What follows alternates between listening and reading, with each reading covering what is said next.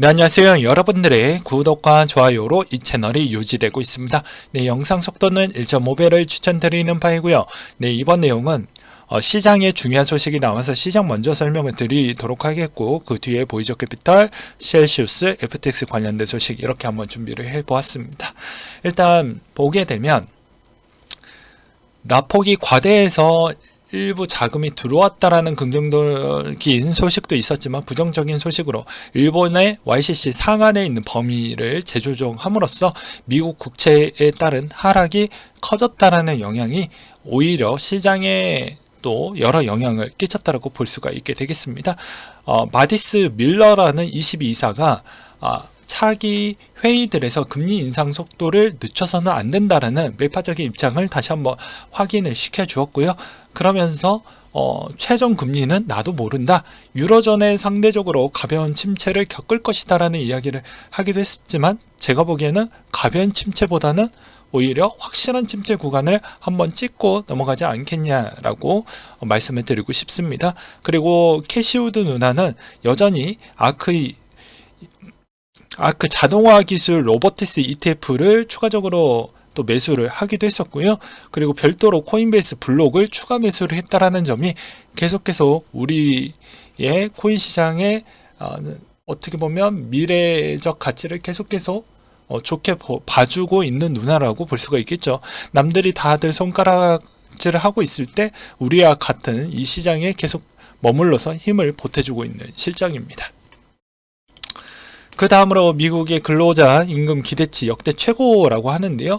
아무래도 내년에 임금 추이에 따른 서비스업 물가, 서비스업에 있는 임금 추이가 어느 정도 위치에 잡히느냐에 따라서 2023년도에 물가 추이에 있는 가속도가 어느 정도 가파르게 내려갈 것이냐, 아니면 어느 정도 일정 수준 이상 내려가다가 멈출 것이냐, 이게 상당히 중요할 것으로 보여지고요. 이게 예측하기가 상당히 어렵습니다.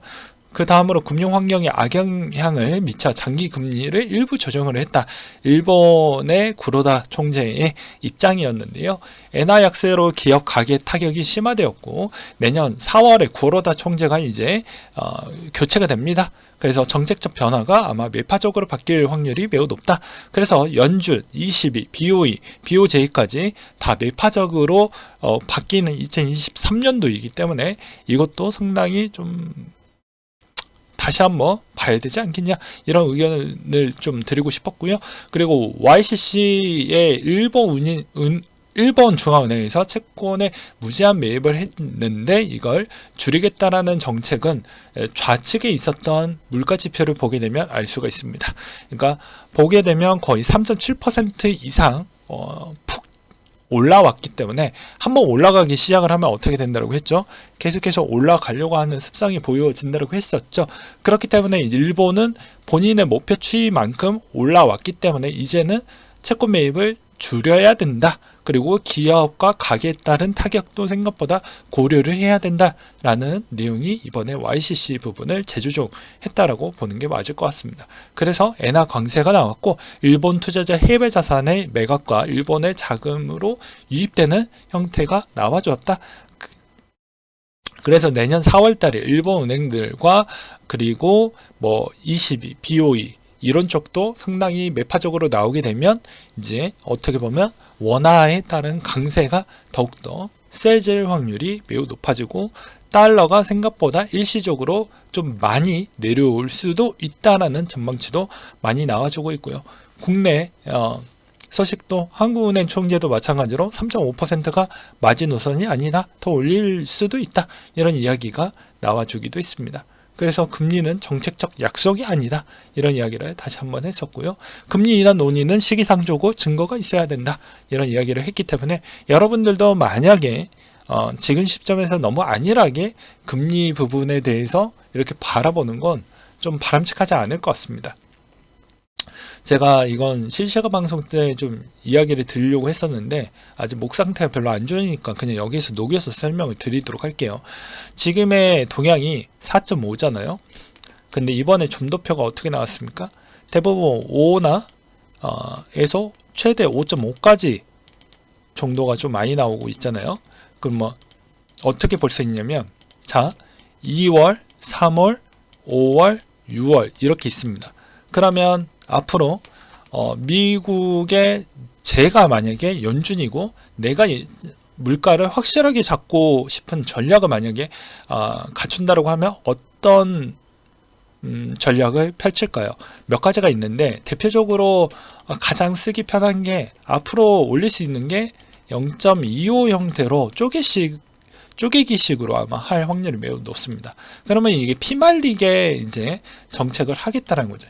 2월에도 0.25, 3월에도 0.25 하면 5%가 도달이 되겠죠. 점도표가 거의 평균은 5%는 도달할 걸로 보고 있으니까요. 그러면 5월달이나 6월달에 대부분 월가 측에서는 전문가들이 이때 약간 변화의 스탠스를 주지 않겠냐라고 하지만 여기서 0.25를 한 번 더 해주면 어떻게 보면 영향을 주겠죠. 왜 이런 전략을 할까요? 저번에도 이야기를 했지만 물가에 따른 영향성이 상당히 크다라고 이야기를 했습니다. 물가에 있는 위치가 정말 중요하다라고 제가 매번 설명을 드리기도 했었죠. 그래서 이 물가 추이가 왜 중요하냐면, 자, 물가에 있는 목표가 2023년도 때 코어 PCE가 3.5입니다. 그럼 3.5까지 내려가려고 한다고 하면 지금의 물가 추이가 한번 내려가기 시작하니까 9.2를 찍었던 6월달 올해 6월달 기준점으로 7.1까지 내려왔죠. 그러면 여기에서 알 수 있는 게 생각을 해보니까 지금 상황으로 보게 되면 1년 동안 내려가는 포인트가 2% 정도씩 내려갔더라 라고 생각을 해볼 수가 있겠죠. 그러면 자 6개월 정도에 2%씩 내려갔다고 하면 7이 6개월 뒤에 5가 되고 6개월 뒤 12월 달에 당연히 20 빼니까 3이 되겠죠. 근데 좀 간당간당하다라는 느낌이 들지 않습니까? 그렇잖아요. 전 데이터 기반으로 설명을 드리는 겁니다. 그렇잖아요. 데이터 기반으로 6개월 단위로 2%씩 떨어졌으니 2%씩 이론적으로 떨어질 것이다. 근데 이게 이론이니까 좀 더 강도를 높여야 되지 않겠냐라고 생각을 해보면 앞으로 금리를 좀 더 높게 가져가려고 하는 세팅치도 왜 여기에서도 어떻게 보면 점도표 위치도 어떻게 보면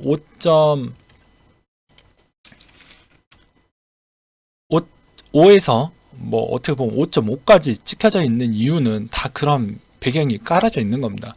왜냐하면 0.25를 쪼개서 못해도 3번, 4번까지도 할 수가 있잖아요. 그렇지 않습니까? 그러면 5월달까지만 죽여놔도 어차피 전반기 부분에 있는 물가 추이를 가속도를 더 시킬 수가 있으니까 어떻게 보면 내년의 목표 추이 3.5에 거의 준할 정도의 만큼은 맞출 수 있는 목표 추이보다 더 초과 달성을 할 수가 있다는 것이죠. 이해가 되셨나요? 그래서 이게 이거 전표표 보고 이렇게 끝내는 게 아니고 이렇게 해석을 해서 이렇게 바라보는 것입니다. 그러면 2024년도 나머지 이제 하반기 추이를 본다라고 하면 어떻게 될까요? 3.5까지 찍었으니까 그 다음부터는 내리는 게 아니고 계속 홀딩하는 형태로 가져가겠죠. 왜? 3에서 2까지 내릴 때는 더 내려가는 힘이 더욱더 붙지는 않고 더 완만하게 내려갈 것이기 때문입니다. 잘 내려가기가 어려운 구간대라는 거죠. 왜냐면 쉽게 내려가는 구간대가 있으면 내려가기 어려운 구간대가 봉착을 하면 그게 쉽지가 않잖아요. 그래서 저는 이렇게 한번 생각을 해봤기 때문에 상반기의 금리 부분에 따른 적용은 여전히 계속 받을 수밖에 없다라는 내용을 꼭 잊지 말아 주시길 바라겠고요. 이 내용이 좀 재미없고 맨날 그렇습니다. 그럼에도 불구하고 저도 이렇게까지 공부를 하는 이유가 제 돈을 지키기 위해서 하는 거죠. 그리고 저를 믿고 따라주는 또 그런 구독자 여러분들, 멤버십 회원님들 보고 이렇게 또 챙겨드리는 부분이고요. 그래서 이렇게 제 생각을 좀 공유를 드렸고요. 그 다음에 머스크 형이 후임자 찾는 대로 트위터 CEO를 사임하겠다라고 해서 또 약간의 농락 짤들이 막 돌고 있더라고요. 이거는 머스크의 그냥 머리 길게 뽑아서 여성성을 해가지고 비아냥거리는 것이죠. 그 다음으로 달러 엔화가 낙폭이 컸는데요. 아무래도 이번에 나스닥과 그리고 비트코인 동향은 여전히 올라왔습니다. 왜냐?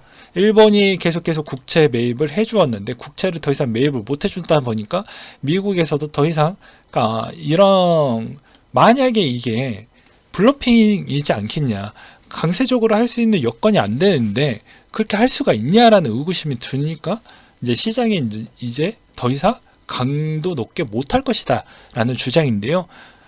저는 연준의 블러핑 부분까지는 전 예측하기에는 어려울 것 같습니다. 그냥 주어진 자료 데이터로만 해석을 하면 아마 이란이 그런 형태로 되어져 있는데, 기존의 연준의 그런 스탠스를 본다라고 하면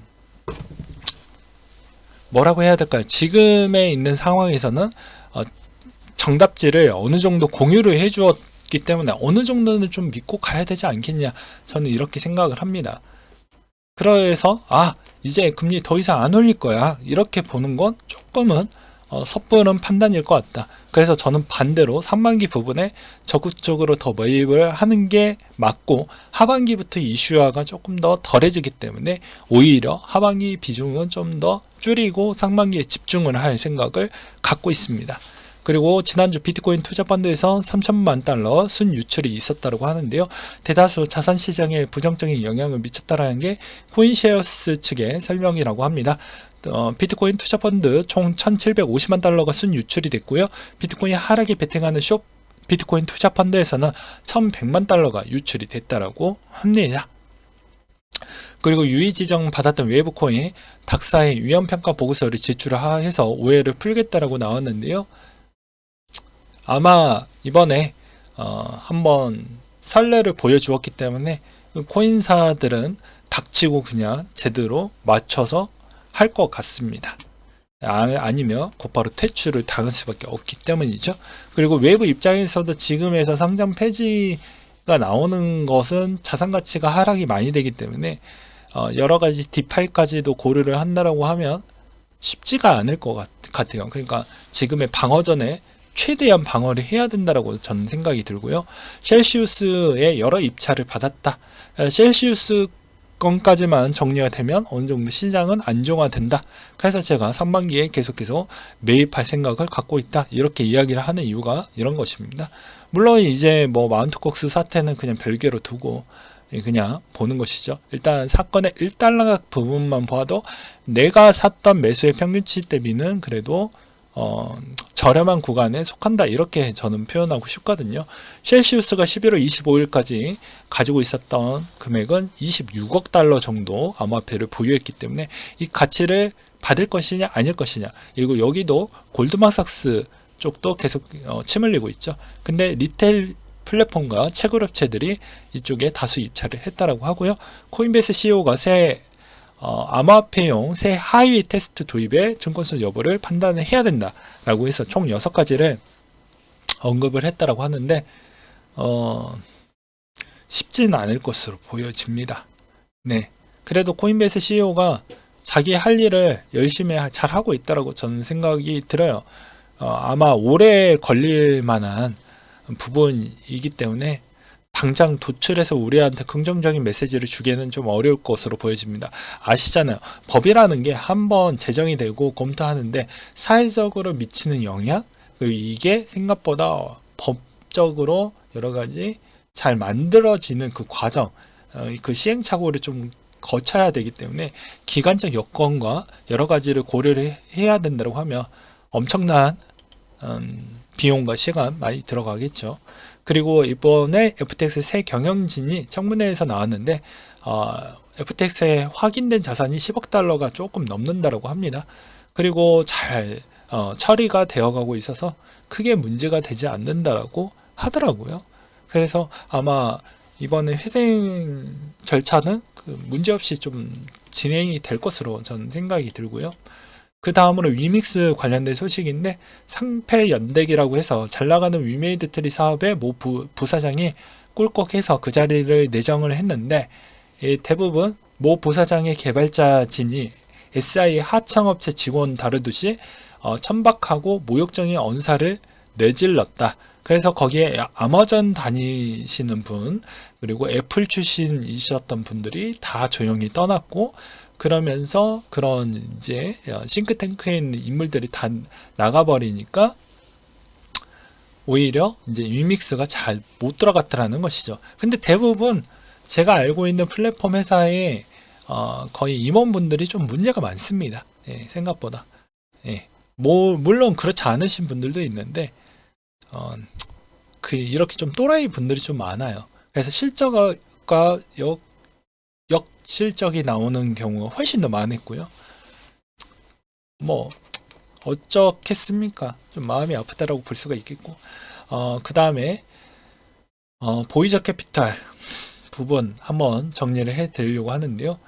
보이저는 개인 및 기관 모바일 앱으로 단일 계정의 복수 거래소로 암호화폐를 사고 팔 수 있습니다. 미국의 라이센스를 보유하고 있고요. 놀라운 사실은 우리가 알고 있는 우버 공동 창업자 오스카 씨가 이번에 둘의 작품인 보이저 캐피탈을 만들었다라는 것이죠. 그래서 서클과 또 골드만삭스의 자회사로 또 투자랑 또 연결적 관계도가 또 있고요. 그래서 어떻게 보면 이게 오히려 골드만삭스가 보이저 캐피탈을 먹었었어야 했는데 그렇지 않았다. 왜 안 그랬을까? 이것도 좀 저도 갸우뚱하기도 해요. 오히려 셀시우스를 먹으려고 했던 건 GBTC 때문에 저는 그렇게 생각을 하고 있는데 뭐 그거는 뭐 그분들만 알고 계시겠죠. 네. 그리고 보이저는 각주의 라이선스를 갖고 있는데 유럽까지 확장 진출을 하기 위해서 레골라스 거래소 플랫폼 스타트업을 인수를 하기도 했다라고 합니다. 그래서 이 보이저 캐피탈도 생각보다 누군가 인수를 하면 시너지 효과가 잘 나오는 형태이다 라고 볼 수가 있겠죠. 그래서 대부분 셀시우스, 보이저 캐피탈 이런 쪽에서 문제가 있었던 발단 요소는 아시겠지만 FTX 사태와 그 다음에 루나 사태로 인해서 이렇게 좋은 물건이 나왔다라고 보는 게 바람직하겠죠. 근데 누가 인수를 해서 어떠한 모양을 갖추느냐, 또 이거를 잘 해석을 해서 투자하는 것도 좋겠지만 우리는 지금 시장의 안정성을 어떻게 보는 게 중요하기 때문에 시장의 어떻게 정리수순이 어디까지 진행했던 과정만 딱 보고 이제는 이게 더 이상 악재에 있는 강도가 생각보다 세게 나오지 않겠구나라는 타이밍만 잡으시면 됩니다. 아셨겠죠? 그래서 오늘은 여기까지 준비를 했고요. 이상으로 마치도록 하겠습니다. 여러분들도 감기 조심하시길 바라겠고요. 저도 아직 기침은 조금 나오고 목에 염증이 생각보다 많이 있어서 그나마 좀 좋을 때 영상을 찍고 있습니다. 네, 이상으로 마치도록 할게요.